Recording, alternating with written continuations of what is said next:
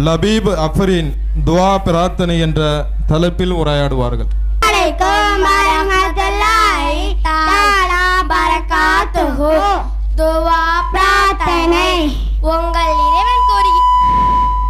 உங்கள் இறைவன் கூறுகிறான், என்னிடமே நீங்கள் பிரார்த்தனை செய்யுங்கள், உங்கள் பிரார்த்தனைகளுக்கு நான் பதிலளிக்கிறேன்.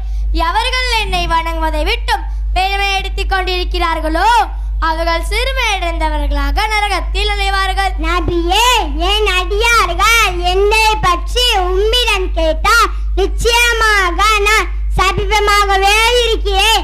பிரார்த்தனை செய்பவரின் பிரார்த்தனைக்கு அவர் பிரார்த்தித்தால் விடையளிக்கிறேன். அவர்கள் என்னிடமே பிரார்த்தித்து கேட்கட்டும், என்னையே நம்பட்டும், அப்பொழுது அவர்கள் நேர்வழியை அடைவார்கள் என்று கூறுகிறார்கள். நபி ஸல்லல்லாஹு அலைஹி வஸல்லம் அவர்கள் கூறினார்கள், துவாதான் வணக்கமாகும். உங்கள் இறைவன் கூறுகிறார், என்னை அழையுங்கள், உங்களுக்கு பதில் தருகிறேன். இன்றும் நபி ஸல்லல்லாஹு அலைஹி வஸல்லம் அவர்கள் கூறினார்கள், உங்களது இறைவன் மிக வெட்கமுள்ளவன், சங்கமிக்கவன். தனது அடியான் இரு கரங்களையும் தன் பக்கம் உயர்த்தி பிரார்த்தனை செய்யும் போது அவனது கைகளை காலியாக திருப்புவதை கண்டு அவன் வெட்கமடைகிறான். துஆவின் ஒழுக்கங்கள், துஆ ஏற்றுக்கொள்வதற்கான காரணங்கள். அல்-இக்லாஸ், மன தூய்மை, அல்லாஹ்வின் திருப்தியையும் பொருத்தத்தையும் மட்டும் நாட வேண்டும். துஆவின் ஆரம்பத்திலும் இறுதியிலும் அல்லாஹ்வை புகழ வேண்டும். நபியின் மீது ஸலவாத்தும் கூற வேண்டும். உறுதியான வாசகங்களை கொண்டு துவா கேட்க வேண்டும், அது ஏற்றுக்கொள்ளப்படும் என்று நம்பிக்கை வைக்க வேண்டும். தொடர்ந்து கெஞ்சி கேட்க வேண்டும், அவசரம் கூடாது.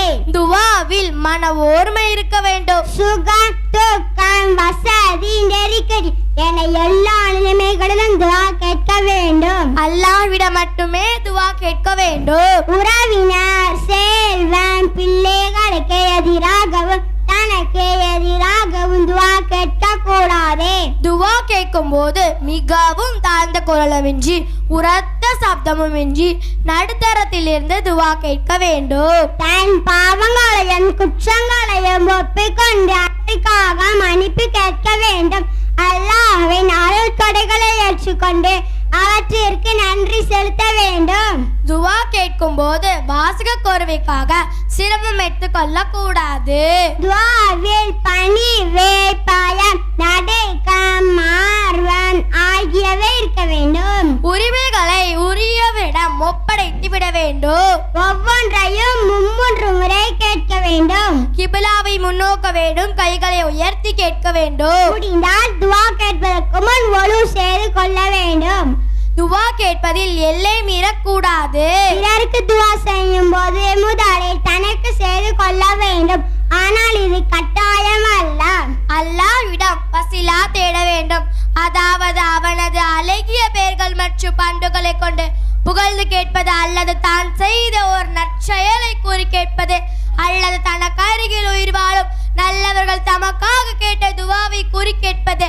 உதாரணமாக, அல்லாஹ்வே, இன்னவர் எனக்காக உம்மிடம் கேட்ட துவாவை என் விஷயத்தில் ஏற்றுக்கொள் என்று கேட்பது. உணவு, குடியிருப்பு, ஆடை ஹலாலாக இருக்க வேண்டும். துவாவில் பாவமான காரியத்தையோ உறவை முறிக்கும் விஷயத்தையோ கேட்க கூடாது. துவா கேட்பவர் நன்மைகளை ஏவுபவராகவும் தீமையை தடுப்பவராகவும் இருக்க வேண்டும். எல்லா பாவங்களையும் விட்டும் விலகி இருக்க வேண்டும். துவா ஏற்றுக்கொள்ளப்படும் நேரங்கள்.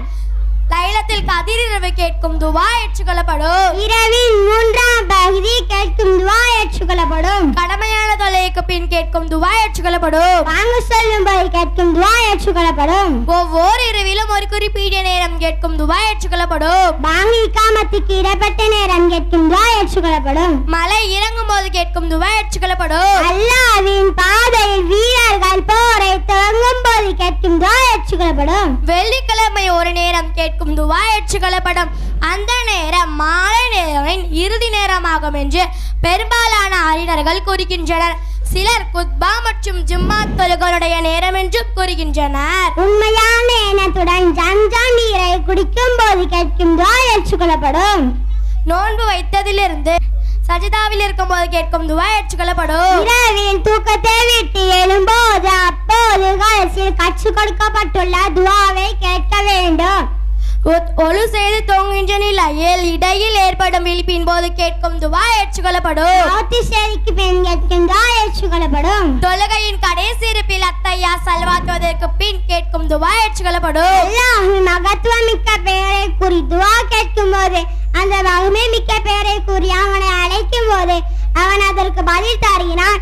அவனிடம் யாசிக்கும் போது அவன் அதை கொடுக்கிறான். ஒரு முஸ்லிம் தமது முஸ்லிமான சகோதரனுக்கு மறைவில் கேட்கும் துவா ஏற்றுக்கொள்ளப்படும். அரஃபா மைதானத்தில் கேட்கும் துவா ஏற்றுக்கொள்ளப்படும். ரமலான் மாதத்தில் கேட்கும் துவா ஏற்றுக்கொள்ளப்படும். திக் மற்றும் உபதேச சபைகளில் முஸ்லிம்கள் ஒன்று கோடி இருக்கும் போது கேட்கும் துவா ஏற்றுக்கொள்ளப்படும். சோதியோடு நேரங்களில் இன்னாலில்லாஹி வ இன்னா இலைஹி ராஜிஊன் என்று பாதித்து கேட்கும் துவா ஏற்றுக்கொள்ளப்படும். உள்ளத்தில் அல்லாஹ்வின் தேட்டம் அதிகமாகி முழுமையாக மன தூய்மை ஏற்படும் போது கேட்கும் துவா ஏற்றுக்கொள்ளப்படும். அநீதி இழைக்கப்பட்டவர் தமது அநீதி இழைத்தவருக்கு எதிராக கேட்கும் துவா ஏற்றுக்கொள்ளப்படும். தந்தை தனது மகனுக்கு சாதமாக அல்லது பாதமாக கேட்கும் துவா ஏற்றுக்கொள்ளப்படும். நோன்பு வைத்ததிலிருந்து நோன்பை துறக்கும் வரை கேட்கும் துவா ஏற்றுக்கொள்ளப்படும். நோன்பாளி நோன்பை திறக்கும் போது கேட்கும் துவா ஏற்றுக்கொள்ளப்படும். நெருக்கடியான நிலையை சிக்கிக் கொள்ளும் போது கேட்கும் துவா ஏற்றுக்கொள்ளப்படும். நீளமான அரசை கேட்கும் துவா ஏற்றுக்கொள்ளப்படும். பெற்றோர்களுக்கு உபகாரம் செய்யும் பிள்ளைகள் கேட்கும் துவா ஏற்றுக்கொள்ளப்படும். பயணத்தில் இருப்பவர் கேட்கும் துவா ஏற்றுக்கொள்ளப்படும். ஒழு செய்ததுக்கு பிறகு ஹதீஸில் கூறப்பட்ட துவாவை கேட்கும் துவா ஏற்றுக்கொள்ளப்படும். ஹஜ் சிரியா ஜம்ராவில் கல்லெறிந்த பின் கேட்கும் துவா ஏற்றுக்கொள்ளப்படும். ஹஜ்ஜில் நடுசமராவில் கல்லெறிந்த பின் கேட்கும் துவா ஏற்றுக்கொள்ளப்படும்.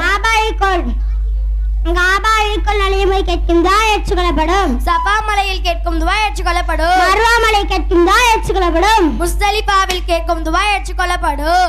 அல்லாஹ்வை நம்பிக்கை கொண்டவர் எங்கிருந்தாலும் எல்லா நிலைமைகளிலும் அல்லாஹ்வை பிரார்த்தித்தவராக இருக்க வேண்டும்.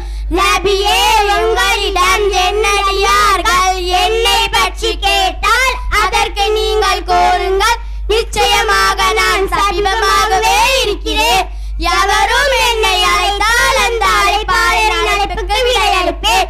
ஆதலால் அவர்கள் என்னிடமே பிரார்த்தனை செய்யட்டும், என்னையே நம்பிக்கை கொள்ளட்டும், அதனால் அவர்கள் நேரான வழியை அடைவார்கள் என்று கூறுகிறார்கள்.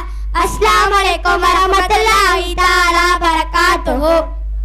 அல்ஹம்துலில்லாஹ்.